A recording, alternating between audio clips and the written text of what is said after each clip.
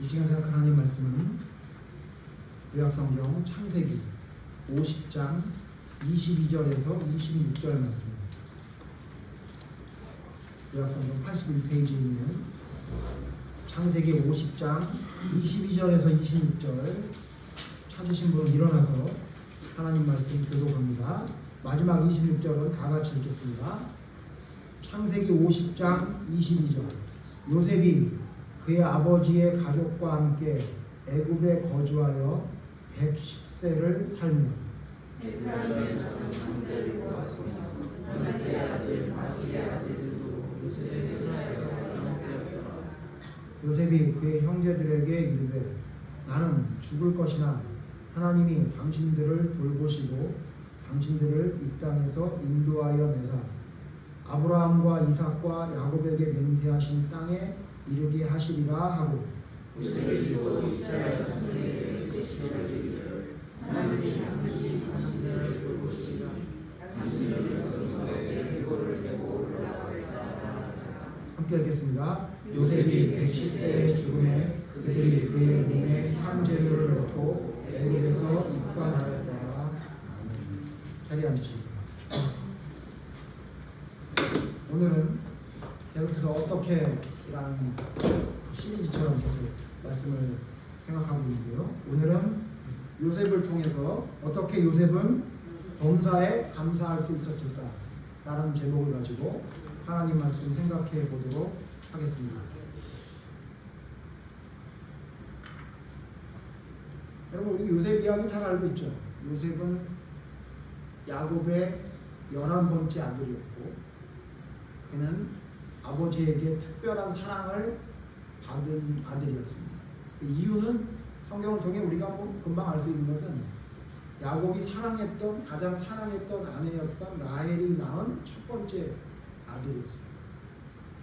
여러분도 그렇게 안 하실 거라 생각하지만 여러분 혹시 우리 아이들이 결혼해서 아이를 낳으면 너무 한쪽 아이만 예뻐하지 마십시오. 그러면 가족들의 분쟁이 일어납니다. 저는 아주 처절히 경험하면서 살았었던 경험이 있습니다.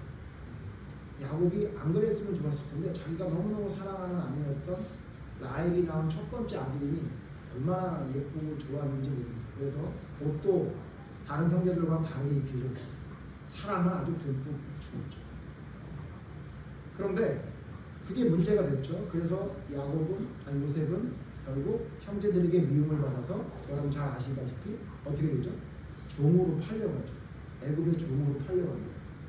그런데 여러분 그 기구한, 기구하다고 표현하는데요. 그의 그 쉽지 않은 험난한 이 여정은 애굽의 종살이함으로 그치는 게 아니죠. 거기서 모함을 받고 주인의 아내를 탐한다는 모함을 받고 누명을 쓰고 그리고 감옥에 가게 되죠. 그랬다가 감옥에 가서 또 거기서 사람들과 만나게 되는데 그 사람들에게 꿈을 해석해 줌으로 인해서 그는 그 감옥을 탈출할 수 있는 기회를 잡습니다.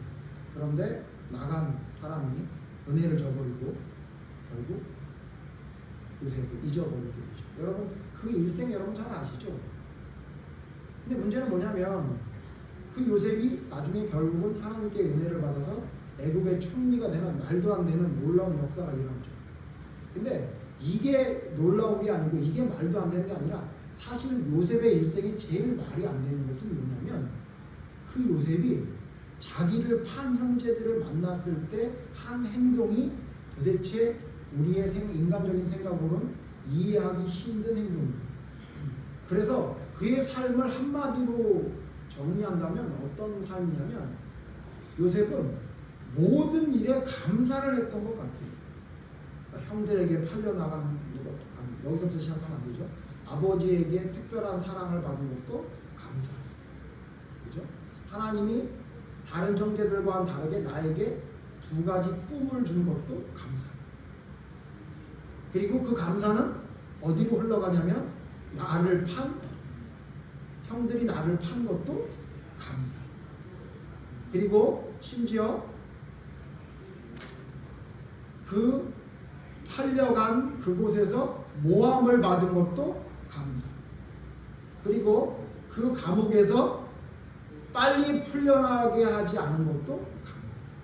그는 모든 상황을 불평, 불만과 답답함과 짜증남과 이해할 수 없는 하나님의 그 모든 일들 때문에 고민하거나 근심하지 않았습니다.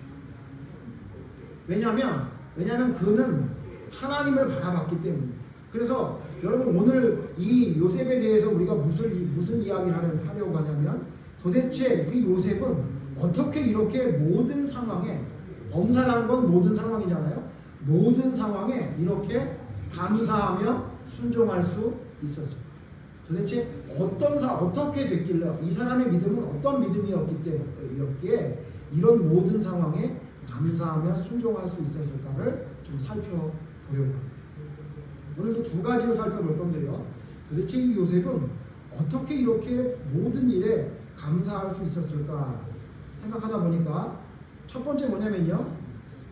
이 요셉은 자신이 재판장이라 생각하지 않았습니다. 자신이 재판장이라고 생각하지 않았습니다. 조금 풀어서 설명을 드리면요. 자기의 생각과 자기의 기분과 자기의 판단대로 살지 않았다고. 조금 더 깊이 들어가면 이 이야기는 무슨 얘기냐면 자신을 하나님의 자리에 앉혀놓지 않았다 그 얘기입니다. 좀 설명을 해볼게요. 자신이 재판장이라 생각하지 않았다는 얘기는 무슨 얘기냐면요.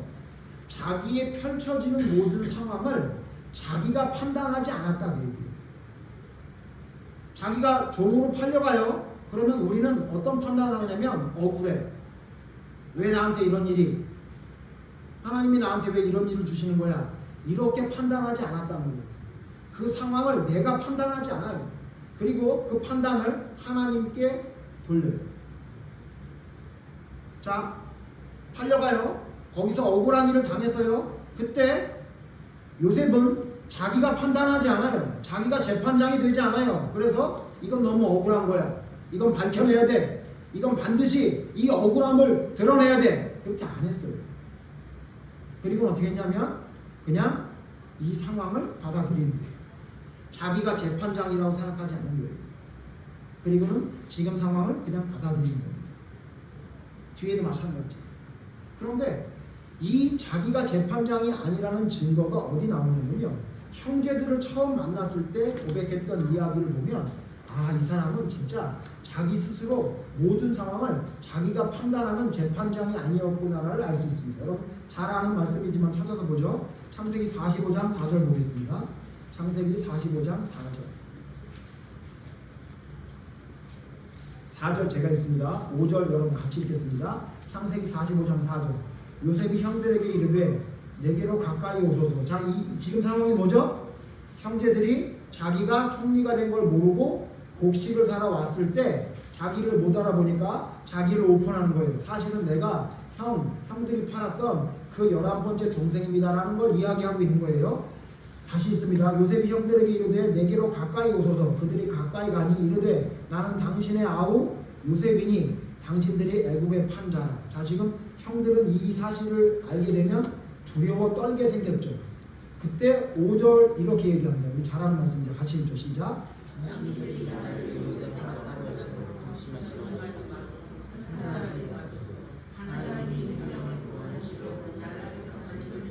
먼저 내셔. 예전 감독에 먼저가 아니라 앞서 그러니까 이렇게 얘기했어요. 뭐라고 얘기하냐면 나를 팔았다고 해서 근심하거나 한탄하지 마십시오. 자, 이 얘기를 지금 오늘 주제로 가져와 볼까요? 뭐라고 얘기한 거죠? 형들, 지금 또 형들 판단하네. 형들 또 지금 또 자기 생각에 또 빠져있네. 형들 지금 이렇게 생각하고 있지? 어떡하지? 내가 파는 동생이 총리가 됐네. 나 이제 큰일 난 거 아니야? 이런 생각하지? 그럼 근심하지? 그때 하지 말자 그랬는데 그때 왜 한 거야? 왜 그때 내가 하지 말라고 했잖아.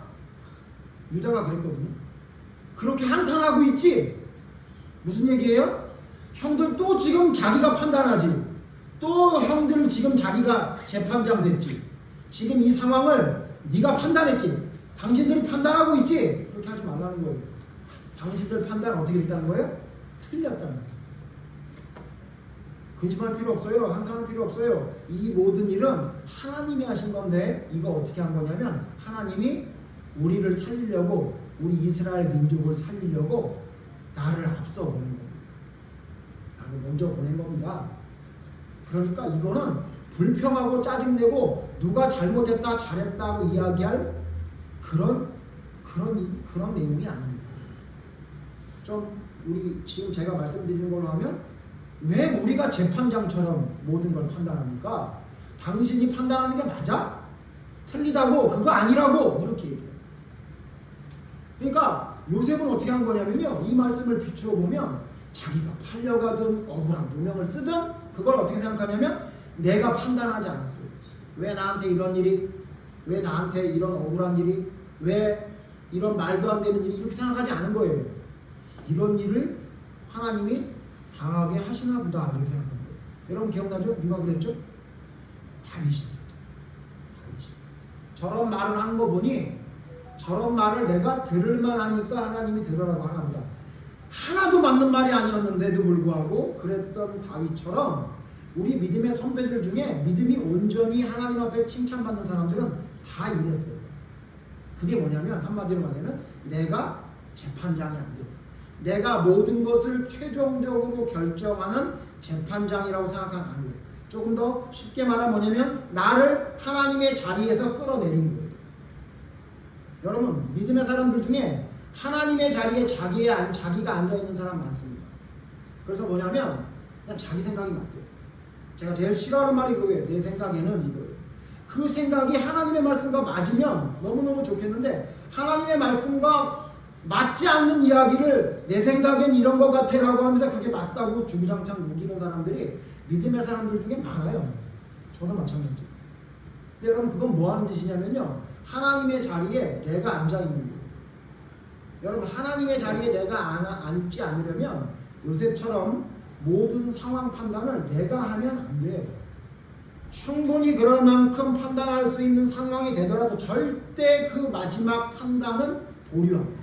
왜? 그 자리는 내가 아니고 하나님이 계시는 거예요. 그래서 오늘 말씀 보세요. 오늘 성경 말씀에 또 그 증거가 나와요. 오늘 말씀엔 더 큰 문제가 생겼네요. 오늘 읽은 말씀 바로 뒤에 보면 15절에 보면 제가 있습니다. 창세기 50장 15절. 요셉의 형제들이 그들의 아버지가 죽었음을 보고 말하되 요셉이 혹시 우리를 미워하여 우리가 그에게 행한 모든 악을 다 갚지나 아니할까 하고. 자 이제 무슨 일이 생겼냐면 아버지가 죽어버렸어. 아버지가. 그러니까 어떤 일이 벌어진 거예요? 형들은 또 뭐가 돼요? 제가 오늘 말씀드린 대로 여러분 적용해 보면 또 형들은 자기 스스로를 뭐라고 생각해요? 재판장으로 만들어요. 그래서 어떻게 해요? 또 근심 걱정. 이럴 것 같은데? 저럴 것 같은데? 이렇게 될 것 같아. 그거 걱정하고 있는 거예요. 여러분 이건 세상엔 이렇게 말할 수 있을 거예요. 사람이니까 그럴 수 있지 않아? 아니요. 믿음의 사람은 그러면 안 돼요. 세상 사람들은 뭐 그러더라도 그런가 보다 할 수 있는데 믿음의 사람은 그렇게 하면 안 되는 거예요. 왜? 우리는 우리의 최종적인 판단은 항상 보류합니다. 왜? 그 최종적인 판단은 누가 하니까? 하나님이 하시니까. 하나님의 말씀이 하니까. 그렇기 때문에 내가 아무리 그렇게 생각하더라도 하나님의 말씀이 아니면 아닌 게 돼야 되는 거예요. 근데 이들은 이 두려움에 떨어요. 그래서 어떻게 합니까? 생각만 한 게 아니에요. 생각만 하지 않고 어떻게 해요? 그 말을 누구에게 전해요? 요셉에게 전해요. 생각만 한 게 아니라고. 16절 또 읽을 거예요. 제가 읽을게요. 여러분 눈으로 따라오세요. 요셉에게 말을 전하여 이르되 당신의 아버지가 돌아가시기 전에 명령하여 이르시기를 17절 너희는 이같이 요셉에게 이르라 내 형들이 내게 악을 행하였을지라도 이제 바라건대 그들의 허물과 죄를 용서하라 하셨나니 당신 아버지의 하나님의 종들인 우리 죄를 이제 용서하소서 하며. 그러니까 지금 요셉에게 뭐라고 얘기하냐면 아버지가 그렇게 얘기했잖아요. 우리의 죄를 용서해 주라고. 기억하시죠? 그러니까 우리 죄를 용서해 주세요. 그런 거예요. 그러니까 여러분 지금 이 형제들은 45장에 말했던 요셉의 말을 안 믿는 거예요. 그러니까 요셉이 아무리 말을 해도 안 믿는 거예요. 왜? 안 믿죠? 내 생각이 맞으니까요. 내가 생각하는 두려움과 내가 생각하고 있는 느낌이 맞으니까 분명히 하나님이 앞서서 나를 보냈다고 근심하고 걱정하지 말으라고 얘기했는데 그 얘기는 귀에 안 들리고 잊어버려요. 생각도 안 나요. 그런 말을 했던가? 이런 거. 여러분 사람들하고 대화할 때 그런 말 들으면 답답하죠. 내가 분명히 얘기했는데 그런 말 했어? 그럼 여러분 어때요? 답답해. 무슨 말도 안 되는 소리 하는 거야. 그리고 심지어는 그거를 녹취를 해가지고 들려주면 헐 이런 얘기를 진짜 했네. 근데 내가 왜 생각이 안 날까? 여러분 이런 사람들 많이 보시죠? 많이 봐요? 그런 사람 여러분 아니에요? 우리가 그렇다고요. 예? 지금 형제들이 똑같은 짓을 하고 있는 거예요. 그 얘기를 듣고 요셉이 어떻게 합니까? 17절 후반 보세요. 우리 죄를 이제 용서하소서 하매 같이 읽죠? 요셉이 그들이 그에게 하는 말을 들을 때에 울었다. 왜 울죠? 요셉이 왜 울어요? 여러분 요셉이 왜 울죠? 억울해서 울어요? 아니죠. 형제들이 그렇게밖에 생각하지 못하는 게 가슴이 아파서 울어요. 가슴이 아파서.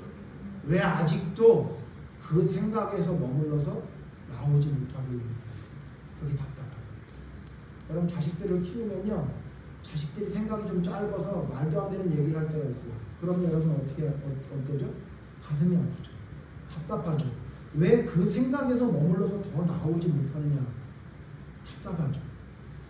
근데 여러분 이 답답함은 뭐냐면요, 오늘 제가 이 말씀을 보면서 뭐냐면 요셉은 형들이 하나님의 자리에 자기가 앉아있는 것이 답답했던 거예요. 왜 하나님의 말씀은 생각하지 않고 왜 자기 생각과 느낌에서 벗어나지 못하고 있어, 형? 내가 말했잖아. 하나님이 말씀하셨잖아. 내 말이 아니라 하나님이 그렇게 말씀하셨다고 얘기했잖아. 근데 왜 하나님의 말씀을 생각하지 않고 왜 아직도 내 생각과 내 느낌에서 왜 빠져나오지 못하고 있는 거야? 형, 그거는 하나님의 자리에 형이 앉아 있는 거라고. 그게 안타까운 거예요. 그리고 뭐라고 말합니까? 근데요, 이 요셉이 왜 우는지 형제들은 몰라요. 형제들은 모른다고. 아마도 이 울음을 형제들은 뭐라고 생각했냐면, 아빠가 죽었으니 이제 복수할 때가 왔나 보다라고 느낀 거예요. 그러니까 무슨 행동을 해도 자기 생각대로 듣는 거예요. 그냥 뭐라고 말을 해도 지 맘대로 듣는 거예요. 요셉이 뭐라고 말하는지는 지금 요셉이 뭐라고 말했어요, 안 했어요? 한마디도 안 했다고. 근데 그냥 자기 혼자 생각하는 거예요. 그리고 뭐라고 그래요? 18절 보세요. 그 형들이 또 친히 와서 요셉의 앞에 엎드려 이르되 우리는 당신의 종들입니다. 요셉이 왜 우는지, 요셉이 왜 이렇게 말하는지 물어보지도 않고 지 맘대로 생각하고, 그리고는 요셉이 우는데 거기에 더 울음이 나올 행동을 하는 거예요. 우리는 종입니다 이러는 거예요. 형들이. 19절 요셉이 뭐라 그러니까 그걸 보고 요셉이 같이 읽죠. 19절 시작. 요셉이 그들에게 이르되 두려워하지 마소서 내가 하나님을 대신하리. 이거 뭐라 그래요? 내가 하나님을 대신하리니까? 무슨 얘기예요? 내가 하나님입니까? 저는 하나님의 자리에 나를 안 올려놓습니다. 형님들, 나는 하나님의 자리에 내가 안 올라간다고요. 나는 하나님의 판단대로 행동할 거예요. 왜? 내가 하나님입니까? 하나님이 그렇게 말씀하셨는데 내가 뭐라고 하나님의 말씀을 바꿉니까? 하나님이 나를 앞서 보내셨는데, 하나님이 용서하라고 했는데, 하나님이 그렇게 하라고 했는데 내가 뭐라고 내가 하나님의 자리에 내가 올라갑니까? 형님들, 내가 하나님입니까? 이 말은 뭐냐면요, 내가 하나님의 자리에 왜 올라갑니까? 나는 최종 판결하는 재판장이 아니에요. 나는. 야곱은 그래서, 요셉은 그래서 자기가 하나님의 자리에 올라앉은 재판장이라고 생각하지 않아요. 그리고 뭐라고 합니까? 또 말합니다. 20절. 당신들은 나를 해하려 하였으나 하나님은 그것을 선으로 바꾸사 오늘과 같이 많은 백성의 생명을 구원하게 하시려 하셨나니. 21절 같이 읽죠. 시작. 당신들은 두려워하지 마소서.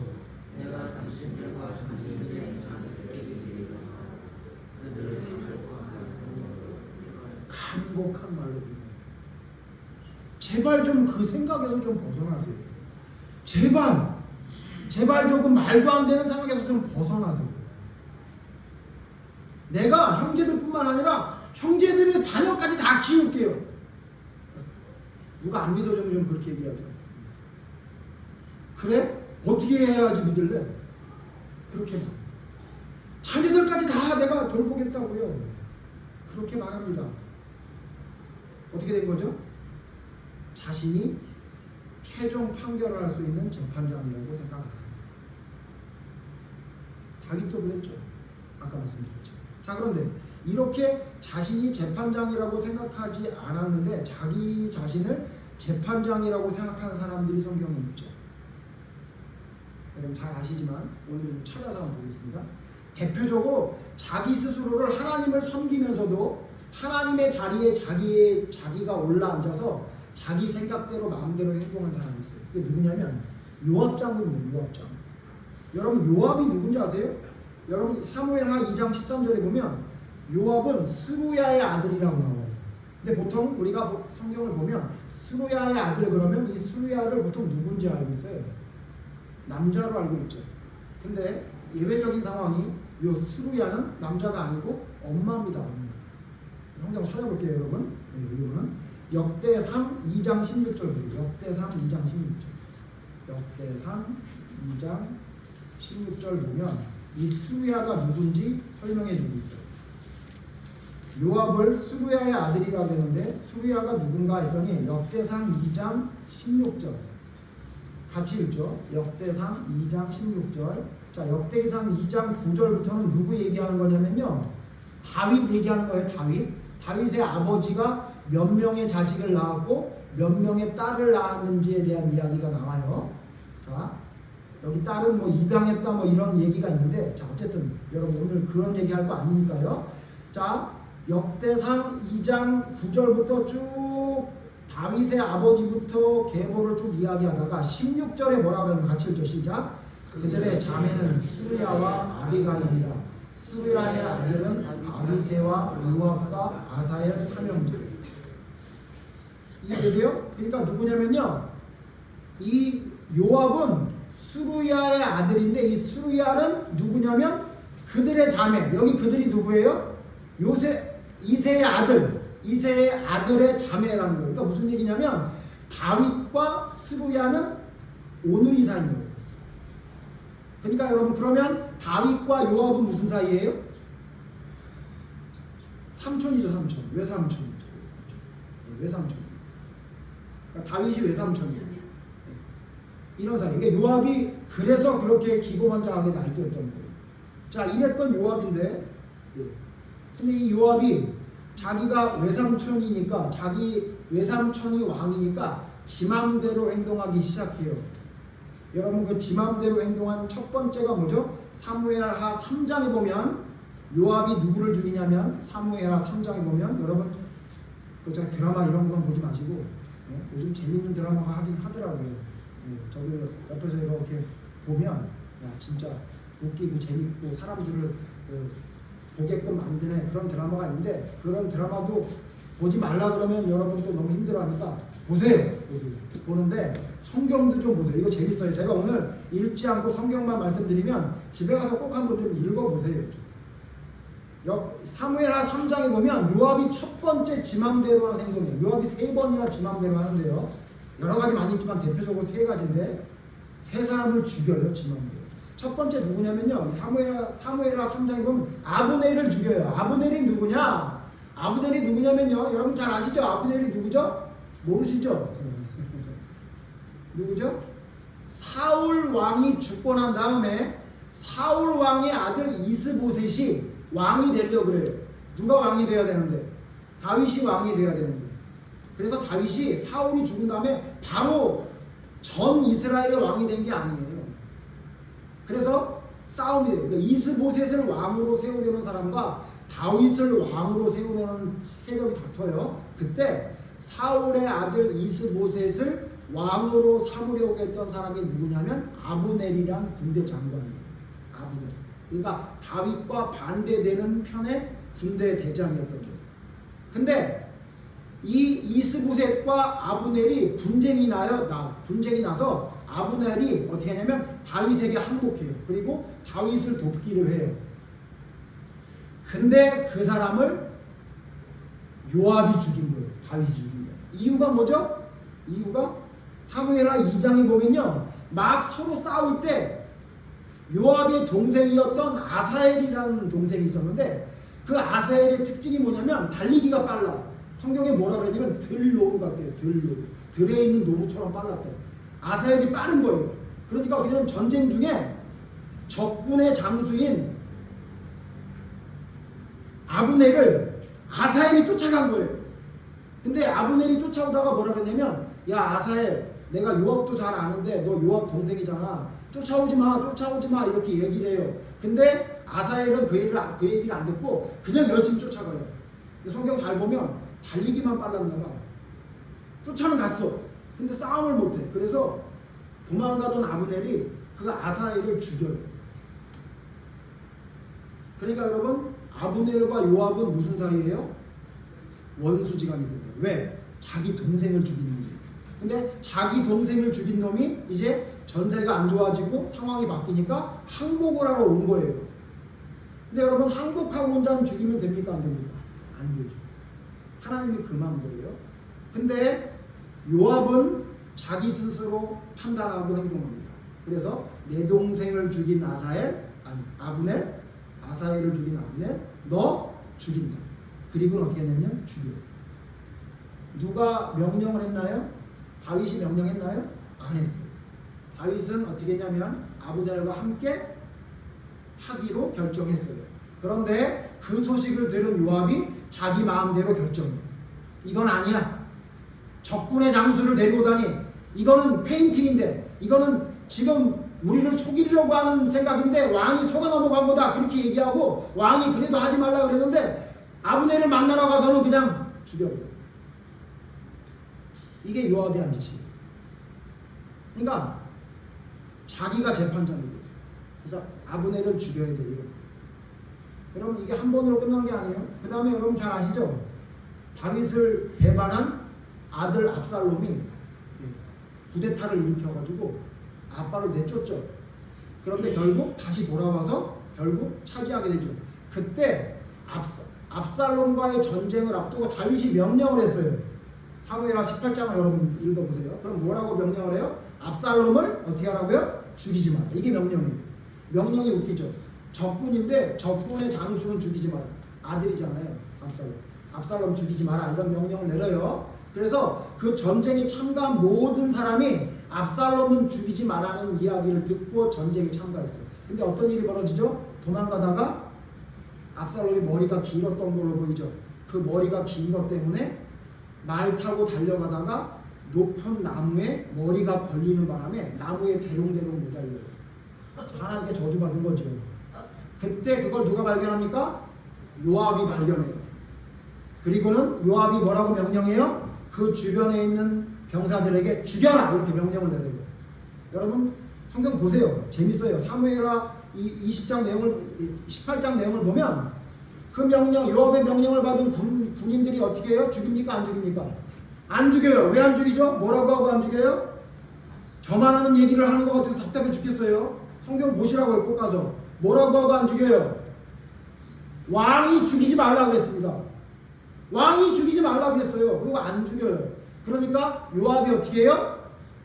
내 명령을 불복해? 그리고 그 신하들을 죽여요? 아니요. 자기도 알아. 왕이 죽이지 말라고 한 거.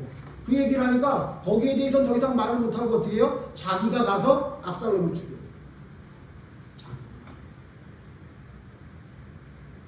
왕의 명령입니까? 하나님의 명령입니까? 아니면 자기 생각입니까? 자기 생각. 자기가 재판장이 됐어요. 압살롬을 죽여야 되는 거예요. 사실은 여기에는 성경 전체적으로 보면 이유가 있어요. 압살롬을 데리고 온 거는 처음에 왕에게 미움받아서 압살롬을 데리고 온 게 요압 장군이거든요. 근데 데리고 왔더니 요압 장군에게 막 승질내요. 그리고 막 불질러가지고 막 피해를 입히고 이래. 압살롬이 그런 짓을 했거든. 아마 그게 기억이 남았었나 봐요. 이 배은망덕한 놈, 내가 데리고 왔더니 나한테 함부로 행동해? 그러더니 네가 네 아버지를 배신해? 이놈은 살려놔봐야 또 배신할 놈이야. 이놈 죽여야 돼. 그리고 자기가 판단하고 죽인 거예요. 다윗도 하지 말래, 하나님도 하지 말라고 했는데 지멋대로 한 거예요. 자, 이뿐만이 아니에요. 또 죽여요. 아마사라는 사람을 또 죽입니다. 압살롬을 죽이고 난 다음에 얼마 안 있다가 사무엘하 20장에 보면 아마사도 죽여요. 이 아마사는 누굽니까? 압살롬의 군대 장관이에요. 압살롬의 군대 장관. 근데 다윗이 아마사를 받아들이라고 했거든요. 항복하고 와요. 근데 이 아마사도 또 죽여요. 왜 죽였을까요?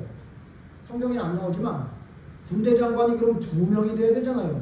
자기도 군대 장관, 아마사도 군대 장관. 이놈은 없어지는 게 나한테 유리하죠. 다윗이 죽이라고 한 적이 없어요. 근데 또 죽여요. 자, 보세요. 자기 마음대로 판단해서 다 죽여요. 자기가 재판장이 된 거예요. 자기가 생각할 땐 아마사 죽어야 돼. 압살롬 죽어야 돼. 네? 아브넬 죽어야 돼. 자기가 생각한 거예요. 다윗 왕도 하지 말래, 하나님도 하라고 한 적이 없는데 자기 스스로 생각한 거예요. 여러분, 이게 요압이 하나님을 섬기는 사람이었다니까요. 지금은 어때요? 하나님을 섬기는 사람 중에 자기가 재판장이 돼서 이렇게 멋대로 하는 사람 있습니까? 없습니까? 너무 많아요. 너무 많아요. 우리만 아니면 되는 거죠. 여러분, 이 말씀을 통해 깨달아야 돼요. 이거 이렇게 하면 안 되는 겁니다. 또 여러분, 이런 사람 또 하나 있는데, 이 요압 장군 말고 요나 선지자 그래요. 요나 선지자. 여러분, 요나 이야기 잘 알죠? 요나 이야기. 이 요나서를 잘 보면요, 요나가 얼마나 엉망진창인 사람인지 알 수 있어요. 근데 그 이유가 뭐냐면요, 뭐든지 자기 생각대로 해요. 심지어 물고기 뱃속에 들어가서 하나님께 회개하고 나온 다음에도 자기 생각대로 해요. 여러분, 저 성경을 통해 제가 점점 보면서 알게 되는 건데요, 중생한 사람도 지멋대로 삽니다. 그래서 성화의 단계가 필요한 것 같아요. 여러분, 중생했다고 끝난 것 같아요? 하나님이 나를 위해 예수님을 보내줘서 예수님이 나를 위해 죽었다는 게 믿어져요? 그리고 그분이 죽었다가 3일 만에 부활하셔서 40일 후에 하늘로 올라가셔서 다시 내려올 걸 믿어요? 그런 걸 믿는 걸 중생이라고 하죠. 근데 여러분, 중생한 사람도요, 자기 생각에서 벗어나지 못하는 것 같아요. 그래서 여러분, 점점 거룩하게 되는 성화가 필요한 거예요. 그래서 그 내 안에 있는 중생한 사람임에도 불구하고 내 안에 있는 그 많은 수많은 죄와 피 흘리기까지 싸우라고 했던 것 같아요. 여러분, 요나서 보면요, 요나가 얼마나 황당한지 몰라요. 오늘은 찾아봅시다. 요나서 보세요. 요나서 1장 보세요. 요나서 1장 보면요, 요나가 얼마나 자기 멋대로 자기가 재판장이 된 것처럼 행동하는지 몰라요. 요나 1장 1절 제가 있습니다. 여호와의 말씀이 아미떼의 아들 요나에게 임하니라. 이르시되, 하나님이 직접 요나에게 얘기한 거예요. 2절, 너는 일어나 저 큰 성읍 니느웨로 가서 그것을 향하여 외치라. 그 악독이 내 앞에 상달되었음이니라 하시니라. 3절 같이 읽죠. 시작. 그러나 여호와의 얼굴을 피하려고 일어나 다시스로 도망하려 하여 욥바로 내려갔더니 마침 다시스로 가는 배를 만난지라. 여호와의 얼굴을 피하여 그들과 함께 다시스로 가려고 뱃삭스를 주고 배에 올랐다. 아니, 하나님이 다시스로 가라 그랬는데 여호와의 얼굴을 피해서 도망갔대요. 다시스는 반대 방향이에요. 완전히 반대 방향이죠. 이거 어떻게 한 거예요? 하나님이 뭐라고 말하든 말든 나는 안 간다, 이런 거예요. 여러분, 니느웨는 어떤 나라죠? 어떤 성이죠? 니느웨는 아스루의 수도예요. 그러니까 이스라엘 백성들을 괴롭히고 함락시킨 적국의 수도라고. 거기를 가서 하나님의 말씀을 전하라고 하니까 그게 싫었던 거예요. 자, 그래서 여러분, 도망가서 여러분 잘 아시죠? 그래서 어떻게 하죠? 하나님이 물고기 뱃속에 집어넣어서 3일 동안이나 회개하게 만들었어요. 그래서 여러분, 2장 보시면 하나님께 기도해요. 2장 9절 보세요. 회개 기도를 드려요. 요나서 2장 9절. 나는 감사하는 목소리로 주께 제사를 드리며 나의 소원을 주께 갚겠나이다. 구원은 여호와께 속하였나이다 하니라. 뭐라고 얘기하냐면, 니느웨 성에 가서 복음을 전하면 전하는 것도 싫고 두렵기도 하지만 혹시라도 전해서 그들이 회개해서 죽지 않으면, 심판을 받지 않으면 안 될 거라고 생각했던 거예요. 그랬던 요나가 하나님께 회개하면서 뭐라냐면 구원은 여호와께 속하였나이다. 하나님이 심판을 하든 살리든 죽이든 살리든 하나님이 알아서 하시는 건지를 제가 알았습니다라고 고백은 해요. 그러니까 하나님이 회개한 줄 알고 이 요나를 토해내서 살려주죠. 그랬는데 여러분 잘 아시죠? 결국 이 이야기를 니느웨에 가서 전했더니 니느웨 백성들이 웬걸 전부 다 회개했단 말이에요. 그래서 하나님이 이들을 안 죽이기로 해요. 그랬더니 여러분 보세요. 그랬더니 4장 1절 보세요. 뭐라고 하나 봅시다. 4장 1절 제가 읽습니다. 요나가 매우 싫어하고 성내며 여호와께 기도하여 이르되. 자, 요나가 니느웨를 안 망하게 할 거라는 하나님의 말씀을 듣고 어떻게 해요? 매우 싫어하고 성을 내면서 매우 싫어하고 성을 내는데 기도를 해요. 뭐라고 기도하나 봅시다. 여호와여, 내가 고국에 있을 때에 이러하겠다고 말씀하지 아니하였나이까. 무슨 얘기예요? 내가 이럴 줄 알고 안 간다 그랬잖아요. 이렇게 얘기한 거. 누구한테? 자기 아내한테 얘기한 거 아니에요. 자기 아들한테 얘기한 게 아니라 누구한테 얘기하냐면 하나님께 얘기해요. 그러니까 뭐라고 얘기한 거냐면 하나님 거봐요. 내 말대로 됐죠? 내 말이 맞았구만. 하나님이 틀렸네. 이렇게 얘기해요. 내가 이럴 줄 알고 안 갔다고 그랬잖아요. 하나님 그것도 몰랐어요? 난 이럴 줄 알았는데? 이렇게 얘기하는 거예요 지금 요나가. 그러므로 내가 빨리 다시스로 도망하여 싸우니 주께서는 은혜로우시며 자비로우시며 노하기를 더디하시며 인애가 크시사 뜻을 돌이켜 재앙을 내리지 아니하시는 하나님인 줄을 내가 알았음이니이다. 내가 그래서 도망간 거 아니에요. 내가 도망가는 걸 놔뒀어야죠 하나님. 하나님은 회개하면 돌이키는 사람이니까. 에? 아, 니느웨 성 사람들 돌이킨 거 아니에요.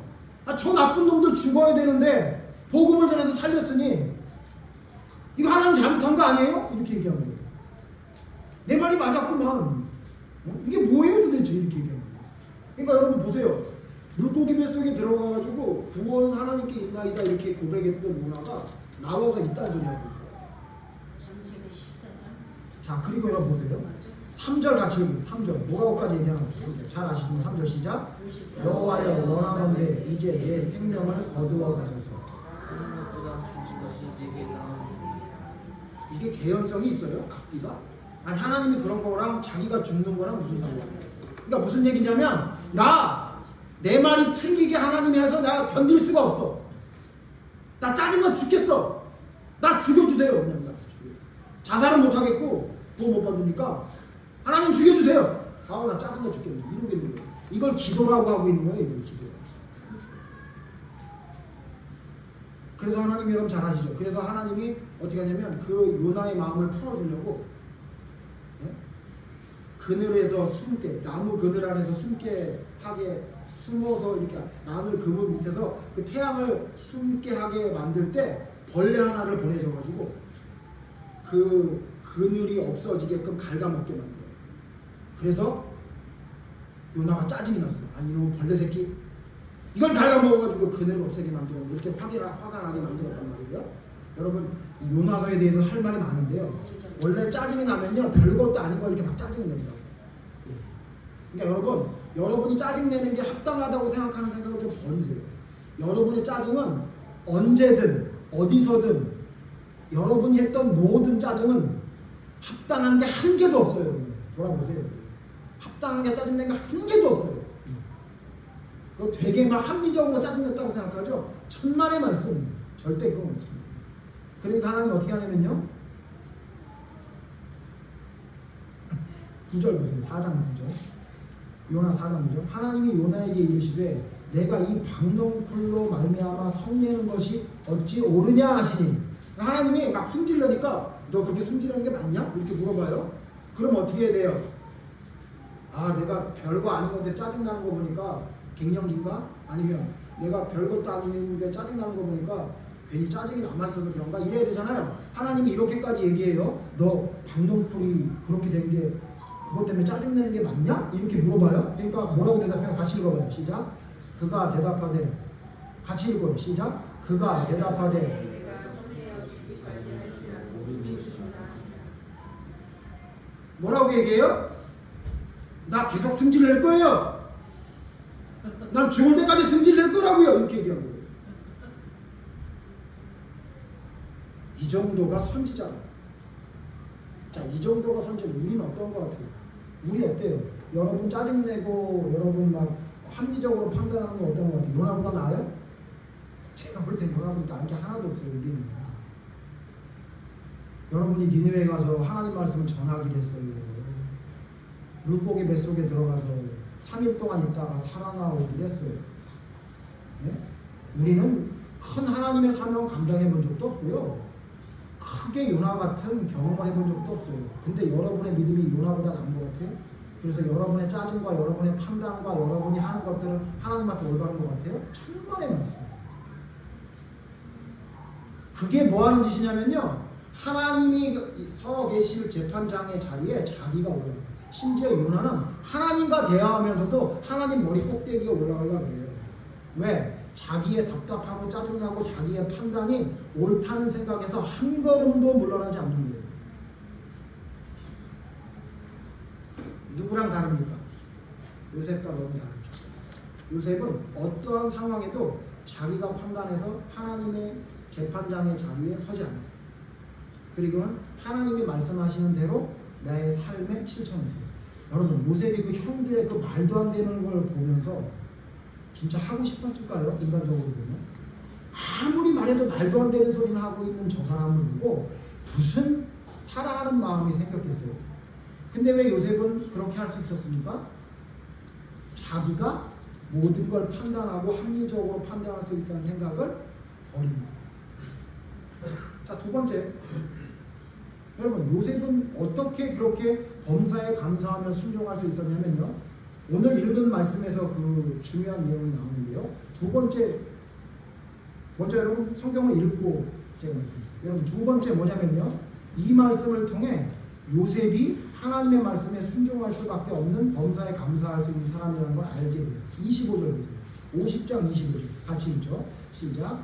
요셉이 또 이스라엘 자손에게 맹세시켜 이르기를 하나님이 반드시 당신들을 돌보시리니 당신들은 여기서 내 해골을 메고 올라가겠다 하라 하였다. 좀 느낌이 오세요? 이 말씀을 보면 요셉이 좀 다르다는 생각이 드세요? 저는 이 말씀 생각하면서 묵상하다가 무슨 생각이 드느냐면 두 번째 요셉이 하나님의 말씀에 범사에 감사하며 순종할 수 있었던 이유는 보이는 것에 집중하지 않았어요. 자, 좀 설명이 필요할 것 같아요. 여러분 잘 들으셔야 돼요. 요셉은 보이는 거에 집중하지 않았어요. 자, 여러분 요셉이 죽을 때가 돼서 지금 마지막에 유언처럼 얘기한 거예요. 자, 요셉은 어디서 삽니까? 애굽에서 살아요. 어떻게 살았죠? 왕처럼 살았어요. 자기가 말하는 건 뭐든지 할 수 있었어요. 요셉의 무덤이 어땠을까요? 요셉의 무덤이 아마 왕의 무덤만큼이나 화려하고 좋았을 겁니다. 뒤에 보면요. 요셉이 110세에 죽음에 그의 몸에 향제를 넣고 애굽에서 입건했다고 했어요. 애굽이 하는 원래대로의 장례를 띠고 국장을 치렀을 거라고요. 무덤도 어마어마하게 만들었을 거라고요.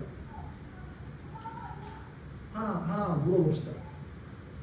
여러분 죽은 다음에 여러분 묘 자리는 어떻게 했으면 좋겠어요? 묘가 어디 있는지도 모르게 그냥 막 어디다 갖다가 막 묻어놓고 뿌렸으면 좋겠어요? 아니면 어디 좋은 아주 양지 바른 곳에다가 묻어놓고 이곳에 누구 죽음 하나님께 가 물고 막 거기다 이렇게 예쁘게 뭐 해놓고 우리는 예수 믿으니까 해패나 이런 건 못 놓으니까 예? 뭐 십자가나 뭐 이런 거 예쁘게 해놓고 천국 같습니다 이렇게 하는 무덤이었으면 좋겠어요? 아니면 어디 있는지도 찾지 못할 정도로 남에게 밟히는 그냥 아무데나 그냥 있으면 좋겠어요? 아니 여러분 생각해보세요. 거의 대부분이 뭘 생각하겠어요? 그렇게 아무데나 버려지기를 바라겠어요? 아니잖아요. 근데 여러분 요셉이 지금 뭐라고 얘기하냐면 자기 무덤이 어떻게 생길지 알아요 몰라요? 국장을 얼마나 치렀겠어요 요셉이? 잘 알죠. 어떤 묘자리에 어떤 자리에 자기의 묘자리인지 알고 있는 요셉이 뭐라고 얘기하냐면 너희들 이 종살이 너희 지금 여기서 종살이 안 하고 있죠. 지금은 너희 여기서 살고 있는데 잘 살고 있는데 앞으로 문제가 생길 거고 너희들 여기를 나갈 거야. 근데 있잖아 니네들 나갈 때 내 뼈를 파서 나가라 이렇게 얘기하는 거예요. 뭐가 모자라서 나가요? 가나안 땅이 어딘지도 모르고 여러분 잘 아시죠? 애굽에서 나와서 가나안 땅 가는 여정이 여러분 이스라엘 백성이 어땠어요? 말도 안 되는 노숙자 같이 살았잖아요. 그거 요셉이 몰랐을 것 같아요? 이렇게 예언을 했는데 근데도 뭐냐면요 요셉은 애굽에서 그 화려한 무덤에 묻히는 걸 원하지 않았던 거예요. 어디 가는 걸 바랐던 거예요. 우리 아까 찬송 불렀죠. 이곳에서 천날 사는 것보다 하늘 하나 아버지 앞에서 하루 사는 게 더 좋았던 거예요. 무덤이 어떻든지 이런 거 신경 안 쓰는 거예요. 너희들 나갈 때 꼭 내 뼈 파서 가지고 나가라 그랬던 거예요. 이게 요셉의 믿음이었던 거예요. 뭘 보지 않은 거예요? 눈앞에 보이는 것에 집중하지 않았어요. 뭐 무덤이 화려한 거 이런 거 집중하지 않았어요. 목사님 이거 너무 지나치게 해석한 거 아닌가 이렇게 생각이 여러분 들을 것 같아서 증거를 보여드릴게요. 증거. 여러분 히브리서 11장 보세요. 히브리서 11장은 무슨 장이라고 보통 얘기하죠? 믿음장 그래요. 우리 믿음의 선배들 중에 믿음이 대단한 사람들 이름을 쭉 열거한 거예요. 여기 못 들어가면 조금 서운하죠. 구약의 믿음의 사람들 중에서. 그죠? 요나단도 안 들어갔어요. 요나단 믿음이 대단했는데 요나단 정도 가지고는 믿음장에 들어갈 수도 없단 말이에요. 근데 히브리서 11장에 요셉에 대해 이야기한 게 딱 한 절 나와요. 22절 보세요. 근데 22절에 뭐라고 했나 봅시다. 같이 읽어봐요. 시작. 믿음으로 요셉은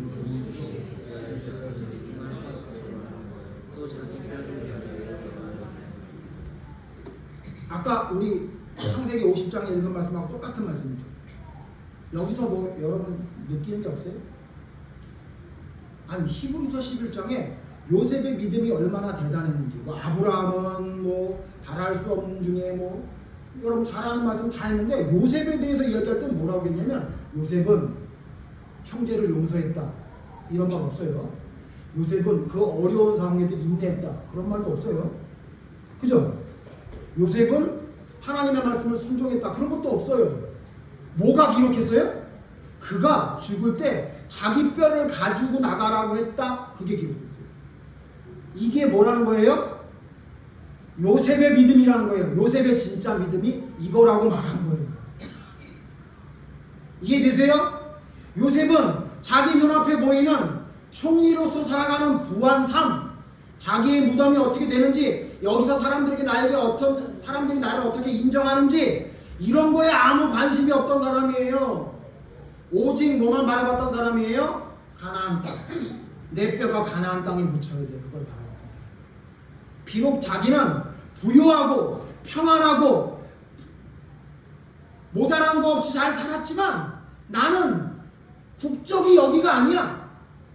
나의 국적은 애굽이 아니라고. 나는 애굽에서 위대한 총리로 이름이 기록될 사람이 아니고 저 가나안 땅에 이름 없는 뼈가 돼야 돼. 그게 하나님이 나한테 원하시는 거예요. 그는 비록 부유하게 살아도 그걸 바라보고 살아야 돼. 그러니까 눈앞에 보이는 것 때문에 흔들리지 않았던 거예요. 그랬던 믿음이니까 형이 나를 팔든 내가 모함을 당했든 뭐가 됐든 자기가 또 그걸 역전하는 반전이 돼서 총기가 됐든 흔들리지 않는 거예요. 내 눈앞에 보이는 상황에 흔들리지 않아. 좋은 상황이든 나쁜 상황이든 그것 때문에 내가 일희일비하지 않아. 나는 신약으로 말하면 내 시민권은 하늘에 있고 내가 갈 본향은 애굽 이곳이 아니라 저 가나안 땅이라는 걸 알고 살았던 사람이에요. 그러니 히브리서 11장에 뭐라고 그러냐면 요셉에 대해서 평가할 때 뼈 가지고 나가라고 했다. 그걸 씁니다. 그게 요셉의 대단한 믿음이었다. 여러분 쉽지 않습니다. 여러분 요셉은 평생 평안하게 살았어요. 평생 부유하게 살았다고. 뭐가 모자라서 자기 뼈를 파내가라고 합니까? 거기서 있는 게 낫지. 거기에 흔들리지 않은 거예요. 눈에 보이는 어떤 상황, 눈에 보이는 어떤 좋은 것에 흔들리지 않은 거예요. 그래서 여러분 성경은 뭐라고 말해요? 보이지 않는 게 믿음이래요. 히브리서 11장 3절 보세요. 히브리서 11장 3절 믿음장을 시작할 때 뭐라고 얘기하냐면요. 히브리서 11장 3절 봅니다. 믿음으로 모든 세계가 하나님의 말씀으로 지어진 줄을 우리가 아나니. 여러분, 우리가 모든 세계가 하나님의 말씀으로 지어진 거 여러분 알죠? 그게 믿음이래요. 근데 뭐라 그래요? 보이는 것은 나타난 것으로 말미암아 된 것이 아니니라. 너희들이 보이는 게 너희들이 뭐 나타난 어떤 걸 통해 나타난 거 아니라는 거예요. 이 모든 세상 만물은 니네들이 보고 생각하는 걸로 이루어진 게 아니야. 그렇게 말해요. 그러니까 여러분 무슨 말이에요? 네가 보는 것, 니네들이 나타난 모든 것을 통해서 하나님이 역사하는 게 아니다 이렇게 얘기하는 거예요. 그리고 여러분 고린도후서 4장 18절 보세요. 고린도후서 4장 18절. 고린도후서 4장 18절 같이 읽죠. 고린도후서 4장 18절 시작. 우리가 주목하는 것은 보이는 것이 아니요 보이지 않는 것이니 보이는 것은 잠깐이요 보이지 않는 것은 영원하니. 이게 이해되시죠? 우리 눈앞에 보이는 것 때문에 좋으면 좋고 싫으면 싫고 답답하고 기뻐하고 이러지 않는다는 거예요. 왜? 보이는 거는 뭐래요? 잠깐이래요. 보이지 않는 것은 영원함이래요. 우리가 왜 보이는 것에 집중하면 안 됩니까? 보이는 것에 집중하면 이렇게 잠깐인 것 때문에 낙심하고 기뻐하고 조울증 걸린 것 마냥 이랬다 저랬다 하는 그런 신앙이 되기 때문에 그래요. 그래서 보이는 것에 대한 최종판이 로마서 8장에 있어요. 로마서 8장 보세요. 로마서 8장 24절. 로마서 8장 24절. 로마서 8장 24절. 제가 24절 읽을 거예요. 여러분 다 같이 25절 읽을 겁니다. 로마서 8장 24절. 우리가 소망으로 구원을 얻었음에 보이는 소망이 소망이 아니니 보는 것을 누가 바라리요. 25절.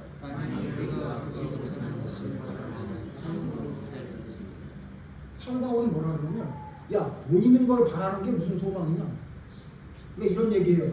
아 나 좋은 아파트 좀 평안하게 살았으면 좋겠어. 그게 내 소망이에요. 그러면 사도 바울이 뭐라고 말한다는 거예요.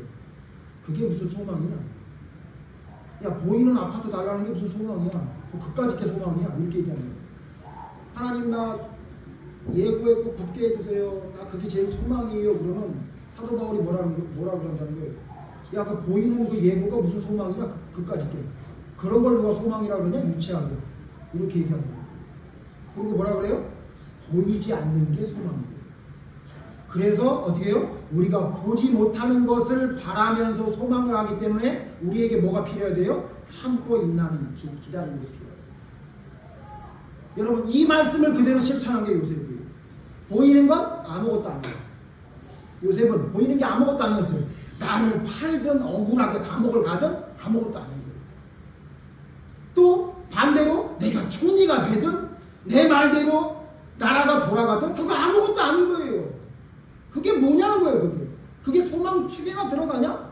그게 무슨 기쁨 축에나 들어가냐? 그런 걸 누가 소망이라고 그러냐? 그런 걸 무슨 기쁨이라고 하냐? 그거 아무것도 아니다. 나는 보이지 않는 것을 소망합니다. 그래서 나는 어떤 상황에도 참고 기다리며 있냐.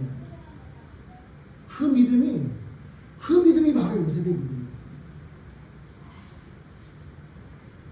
여러분 보이는 것에 집중하기 때문에 작은 거에 감사가 안 되는 거예요. 여러분 다윗 이야기할 때 말씀드렸죠. 다윗이 침을 질질 흘리면서 벽을 긁으면서 미친 채를 하면서 겨우 생명만 살렸는데 그 사건 이후에 기록된 말씀을 보니까 감사해요. 그게 무슨 너무 감사할 일이냐고요. 왜요? 지금 눈에 보이는 이 모든 것들은 별거 아니기 때문에 그렇게 생각하는 사람은 작은 것에도 감사할 수 있어요. 그리고 큰 어려움도 감사할 수 있는 거예요. 그리고 나에게 큰 축복이 있는다 그래도 여러분 교만하지 않아요. 왜? 보이는 것에 집중하지 않아요. 자, 결론은 항상 똑같은데. 자, 이렇게 자신이 재판장이라고 생각하지 않고 보이는 것에 집중하지 않는 것을 합치면 이걸 뭐라고 그래요? 이걸 사랑이라고 그러는 거예요. 이해를 쉽게 들어드려봐요. 자신이 재판장이라고 생각하지 않고 모든 것을 하나님께 넘기는 것. 이거 언제 하죠? 여러분이 사랑에 빠졌을 때. 사랑에 빠졌을 때 내가 하고 싶은 것만 무조건 하려고 하는 걸 사랑이라고 하지 않죠. 저 사람이 뭔가 해달라고 하면 해줘요. 여러분 뭐 TV 같은 데 보면 장거리 연애를 했는데 매일 3시간 반씩 바라다 줬대요. 그런 사람. 근데 결혼하고 난 다음에 뭐라 그래요? 전혀 안 한대요. 왜 그러냐 그랬더니 아니 그거는 물고기 잡을 때만 하는 거지 물고기 잡았는데 왜 또 바라다 주냐. 그러면서 배신자 뭐 이런 얘기하는 거 여러분 TV 같은 데 많이 보시죠? 여러분도 삶 속에 실제로 그러기도 하시나요? 왜 그걸 할 수 있죠? 자기가 재판장이 아니고 자기가 판단할 수 있는 게 아니라 나의 모든 판단의 기준은 상대방이 있다. 그 사람이 원하면 내가 해주는 거야. 내가 싫어. 그거 언제 하죠? 여러분이 사랑에 빠졌을 때 이렇게 했잖아요. 그 다음 여러분 보이는 것에 집중하지 않았죠. 여러분이 보이는 것에 집중했으면 여러분의 배우자를 안 만났을 거 아니에요. 근데 여러분 뭐라 그래요? 눈에 콩깍지가 씌우니까 안 보였다 그러죠. 봐요. 보이는 것을 안 보여. 그리고 안 보이는 걸 보는 거예요. 이 남자랑 이 여자랑 결혼하면 행복하겠다. 행복이 보여요, 안 보여요? 안 보인다고. 보이는 건 뭐예요? 노점상을 하고 있고 못생겼고 병도 있고 근데 그건 안 보여. 그건 누가 봐도 보이는데 그건 안 보이고 뭐냐면 행복만 보이죠. 그걸 뭐라 그러죠? 그걸 사랑이라고 하잖아요. 바꿔 말하면 뭐예요? 여러분이 무엇인가 판단할 수 있는 재판장으로 서 있다는 건 뭐예요? 여러분이 하나님을 사랑하지 않아서 그래요. 어떻게 여러분 판단할 수 있는 주체에 여러분이 올라앉아 있습니까? 감히. 여러분 보이는 것만 자꾸 보고 그것이 좋으면 좋고 그것이 안 좋으면 여러분이 기분이 나쁜 이유가 뭐예요? 하나님을 사랑하지 않아서 그래요. 어떻게 하나님을 신뢰하면 그까지 내 마음에 힘들고 어렵고 답답한 것 때문에 그렇게 함부로 여러분의 감정을 표출하고 있어요. 사랑하지 않는 사람들이 하는 행동이에요. 사랑이 떨어진 사람이 하는 행동이에요.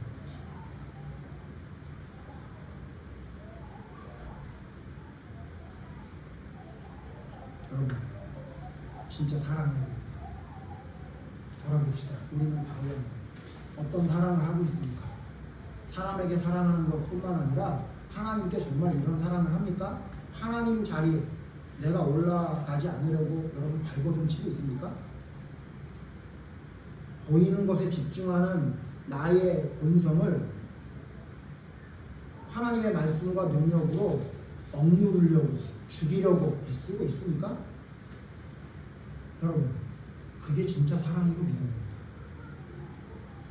요셉 이야기만 하지 말고 그가 했던 믿음의 길을 우리가 걸어가기 위해 애써야 합니다. 자 이제 그렇다면 이렇게 또 대단한 사랑을 실천한 사람이 있죠. 그게 누구냐? 그게 모세입니다. 모세. 그래서 어떻게 시리즈의 최종판 마지막입니다. 다음 주 어떻게 모세는 백성을 사랑할 수 있었습니다. 제가 사랑에 대해서 지금 몇 주간 동안 계속 이야기합니다. 왜냐하면 가정예배를 드리다가 제가 문득 우리 가족들의 이야기를 통해 하나님이 지혜를 주셨습니다. 아, 사랑이 뭔지를 설명해야 되겠구나. 사랑을 잘 모르고 있는 것 같다. 이 정도를 사랑으로 알고 있구나라는 생각이 들어서 몇 주간 동안 계속 이야기하고 있습니다. 여러분이 진짜 하나님을 사랑하고 있는지 점검하셔야 됩니다. 가짜 사랑을 사랑이라고 하면 안 됩니다. 세상에서 말하는 사랑 정도를 하면서 하나님의 사랑을 한다고 여러분 착각하지 마십시오. 여러분의 가장 큰 문제, 우리의 삶을 살아가는데 믿음의 가장 큰 문제는 착각입니다. 착각. 하는 줄 알고 있는데 사실은 안 하고 있는 것. 이게 가장 큰 문제입니다.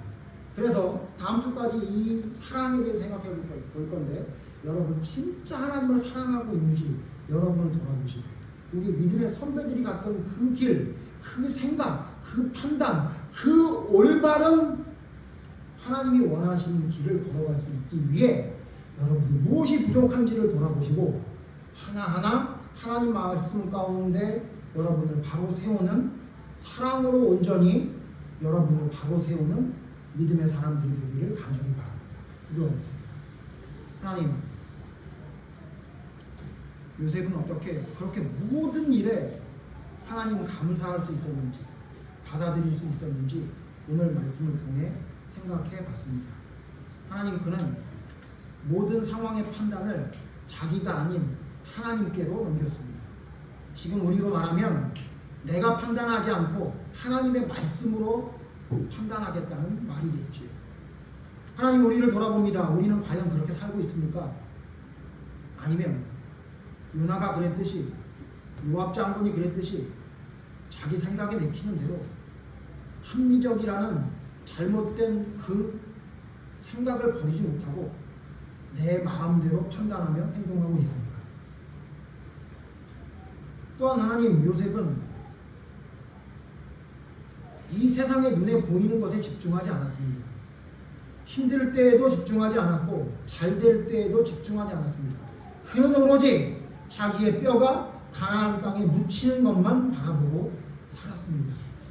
하나님, 나그네와 같은 이 세상을 살아가는 우리들, 요셉과 같이 어떤 상황에도 흔들리지 않고 영원한 천국만 바라보는 믿음의 사람이 될 수 있도록 인도해 주시옵소서. 작은 것에도 감사하고 아무리 힘들고 어려운 큰 일이라도 하나님, 아무것도 아닌 일처럼 생각할 수 있는 믿음의 여유가 있기를 원합니다. 하나님, 눈에 보이는 것에 집중하다가 멸망했던 많은 성경의 사람들과 사건들을 기억하며 우리의 삶 속에서 혹시 내 눈에 보이는, 또 내가 판단하는 것 때문에 하나님의 뜻과 반대되는 니느웨로 가지 않고 다시스로 발걸음을 옮기는 요나와 같은 미련한 행동을 하고 있는 것은 아닌지 돌아보게 해주시옵소서. 온전히 하나님의 말씀으로 온전히 바로 서서 주님이 원하시는 온전한 순종의 길을 걸어가는 올바른 사랑을 실천하는 믿음의 사람으로 설 수 있도록 하나님 인도하여 주시옵소서.